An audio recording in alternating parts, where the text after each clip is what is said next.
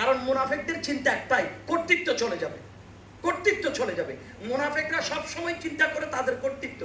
অথচ সারা বাংলাদেশে যেইভাবে আহলে সুন্নাত ওয়াল জামাতের মতাদর্শ ভিত্তিক রেসালতে বিশ্বাসী দরবারগুলি, মাজারগুলি, হানকাগুলি, পীর মশাইগুলি, সুন্নি প্রতিষ্ঠানগুলিতে যেইভাবে আঘাত করা হচ্ছে, হামলা করা হচ্ছে, এই জায়গায় সুন্নির এক জায়গায় না আসলে কোনোদিনও সম্ভব না ওই বাতের এবং মুনাফিকদের মোকাবেলা করা।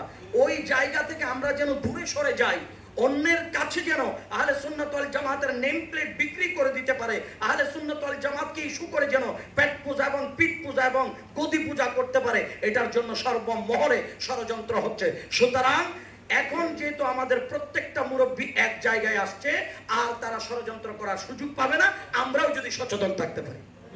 আল্লাহ আমাদেরকে সচেতন থাকার তৌফিক দান করুন।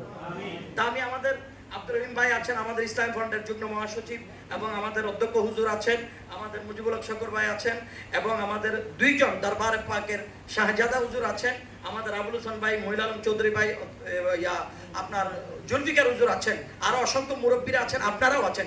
আমি সকলের উদ্দেশ্যে এই কথাই বলবো, আমরা মুরব্বীদের আগে যেতে চাই না, আমরা মুরব্বীদের আগে যেতে চাই না। কারণ আমাদের মুরব্বীরা সামনে থাকবে, আমাদের মুরব্বীরা আমাদেরকে ডিরেকশন দিবে, আমাদেরকে রুট ম্যাপ তৈরি করে দিবে।